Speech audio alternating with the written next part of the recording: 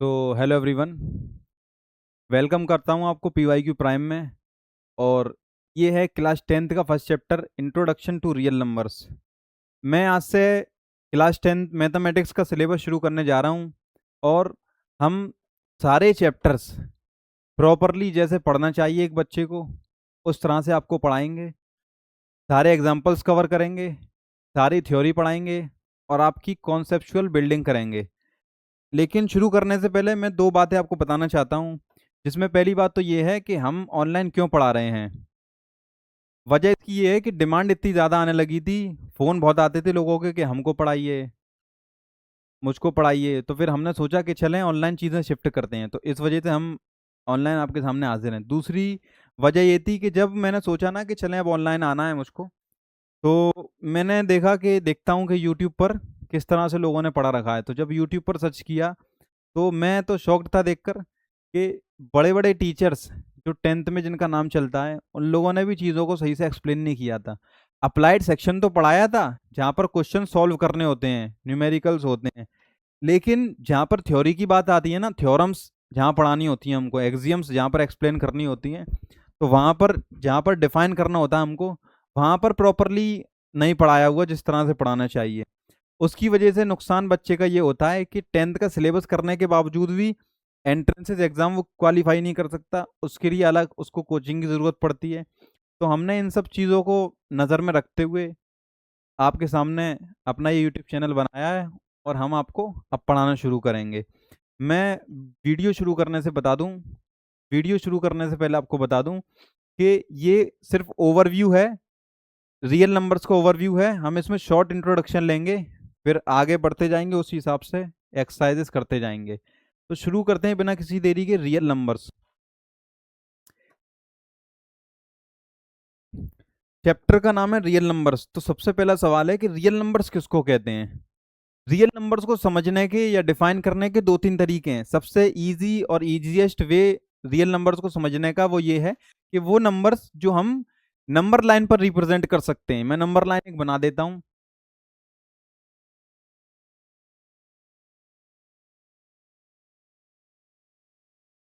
1, 2, 3, ये चलता रहेगा ऐसे।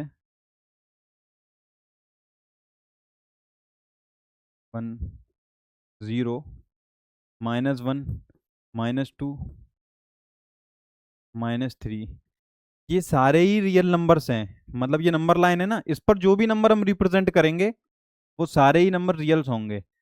या आप इस तरह से समझें, ये तो एक तरीका हो गया डिफाइन करने का। दूसरा तरीका डिफाइन करने का ये है कि आपने जितने भी नंबर अभी तक पढ़े हैं, चाहे वो नेचुरल नंबर हो, होल नंबर्स हो, इंटीजर्स हो, रेशनल हो, इरेशनल्स हो, प्राइम हो, को प्राइम हो, जितने भी नंबर आपने अभी तक पढ़े हैं या सोच सकते हैं, वो सारे ही नंबर रियल हैं।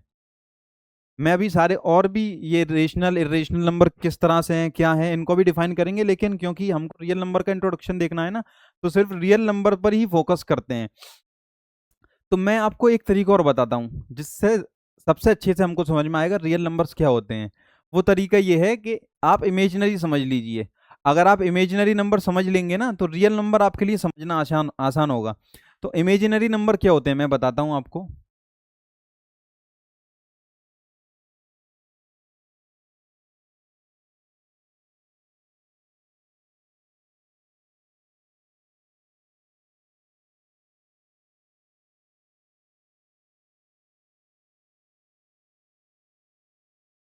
वो नंबर्स जो इमेजिनरी नंबर से अलग हैं वही तो रियल नंबर्स हैं। तो इमेजिनरी नंबर क्या होते हैं? इमेजिनरी नंबर्स होते हैं जिसमें आयोटा लगा होता है। अगर आप देखें ना, किसी भी नंबर में आई लगा हुआ है,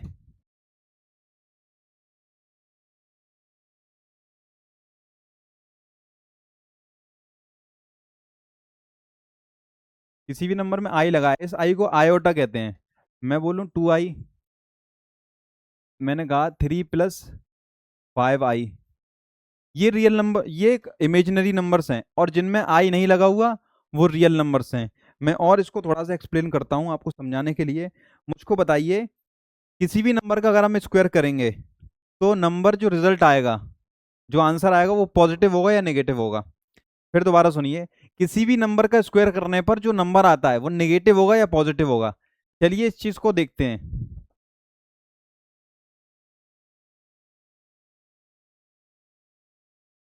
अगर मैं 1 का स्क्वायर करता हूँ तो आंसर कितना आएगा मेरा 1। स्क्वायर का मतलब क्या है, जैसे मैंने ए लिखा, ए स्क्वायर, इसका मतलब ये है कि ए का खुद से एक और मल्टीप्लाई कर दिया हमने, ये मतलब है इसका।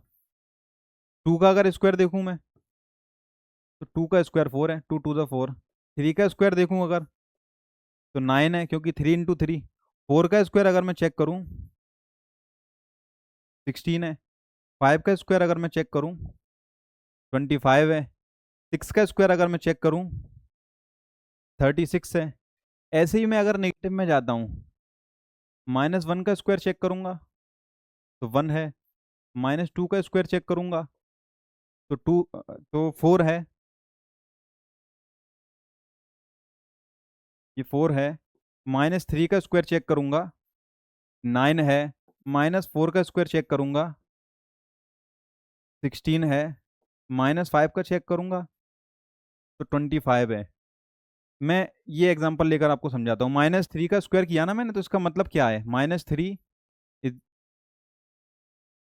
ये स्क्वायर कर रहा हूँ मैं -3 का, तो माइनस से माइनस कैंसिल होकर प्लस होगा, तो ये 3 3 जा 9। तो इससे पता ही चला, मैं बस आपको दिखा रहा हूँ कि स्क्वायर जब करेंगे ना नेगेटिव नंबर का तो भी पॉजिटिव आएगा, और पॉजिटिव का करेंगे तो भी पॉजिटिव आएगा। पता ये चला कि कोई भी नंबर हो, नेगेटिव हो या पॉजिटिव हो, अगर उसका स्क्वायर करेंगे तो आंसर हमेशा पॉजिटिव आएगा। किसी भी नंबर का स्क्वायर करने पर आंसर हमेशा पॉजिटिव आएगा। लेकिन मैं आपसे पूछता हूं, क्या कोई ऐसा नंबर हो सकता है, क्या कोई ऐसे नंबर्स हो सकते हैं जिनका स्क्वायर करने पर नेगेटिव आए? दोबारा सुनिए, मैं पूछ रहा हूं, क्या कोई ऐसे नंबर्स हो सकते हैं जिनका स्क्वायर करने पर नेगेटिव आए, स्क्वायर करने पर नेगेटिव आए? सोचिए ऐसे कौन से नंबर्स हो सकते हैं। आपने जो भी नंबर्स अभी तक पढ़े हैं, आप उनका स्क्वायर करेंगे। आप लीजिए फॉर एग्जांपल 2/3, ये रेशनल नंबर है। 2 का स्क्वायर 4 और 3 का स्क्वायर 9। ये ना, ये भी देखें पॉजिटिव है, ये नंबर पॉजिटिव है। मैं अगर -2/7 लूँ, -2/7,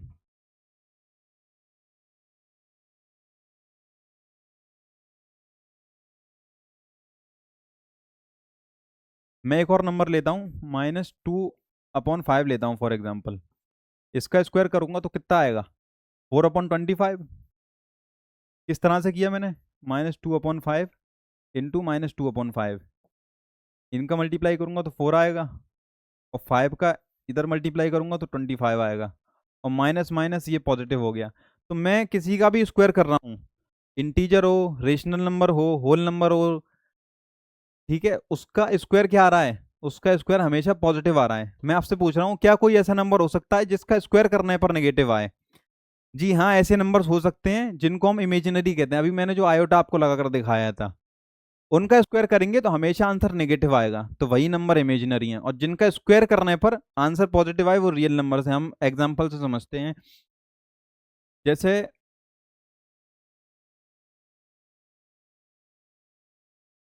2i लिखा हुआ है। अब मैं इसका स्क्वायर अगर करता हूँ तो कितना आएगा, 2 का स्क्वायर किया मैंने, इसको लिखता हूँ 2i इंटू 2i, ठीक है। 2 का मल्टीप्लाई आपस में मैंने किया, 4 आ गया। आई का मल्टीप्लाई जब आई से होगा तो क्या आएगा, आई स्क्वायर आएगा ना,